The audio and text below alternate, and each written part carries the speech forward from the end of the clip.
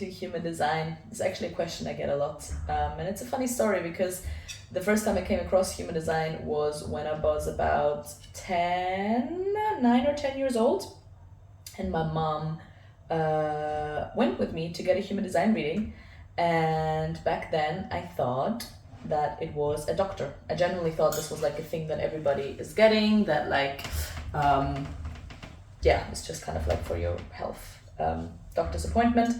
So I went, I found it really interesting. Obviously I was quite young. So first of all, there wasn't as much information out on human design, but also I think I didn't remember as much from it. So what I took from it back then, what I remember is the yes and no responses. So I'm a generator, so responding is my strategy, and the way to respond is by yes and no answers rather than having a lot of specific options that I need to choose from. So this is the one that also my mom used when I was smaller with me. And then also I think what I took from it was my energy and my motor center, which is my sacral, and kind of feeling into that gut feeling for the yes and the no questions. My rabbit is absolutely demolishing my carpet.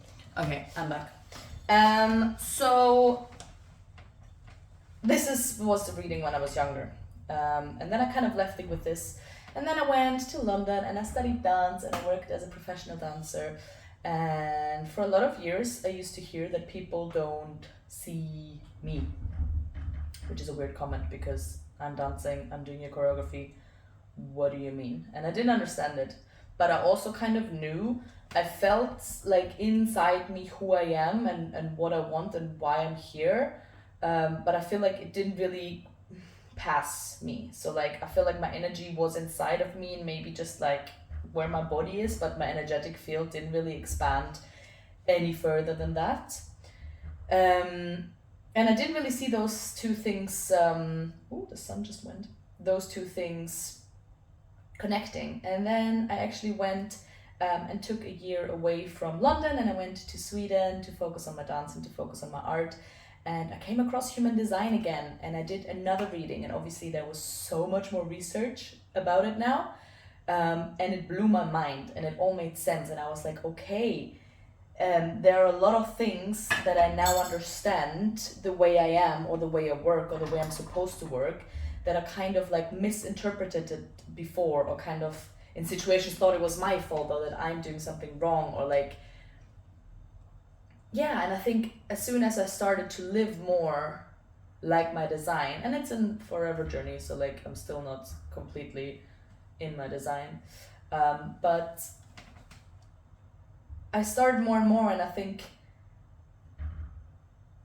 I saw the shifts, and I kind of like went to everybody, was like, you need to get a human design reading, you need to get a human design reading, and lots of my friends did get a human design reading and were equally obsessed. And I saw the shifts in my life, and I just saw the shifts also within my work and just with my mentality about life and in general. So I wanted to learn more about it, and I got my human design qualification done. And after that, I really started to practice using human design within dance and movement, because I think it's really important that those two come hand in hand, that we logically in our brain understand what's going on, but also our body needs to understand, so that we can really like all together embody our energy and really like embrace it and expand it and live in this like energetic field that we're supposed to live in, and that we know how to operate in our daily lives and with other people. And it is so incredibly helpful. I can't even, like, it's fascinating, and I keep learning more and more every day.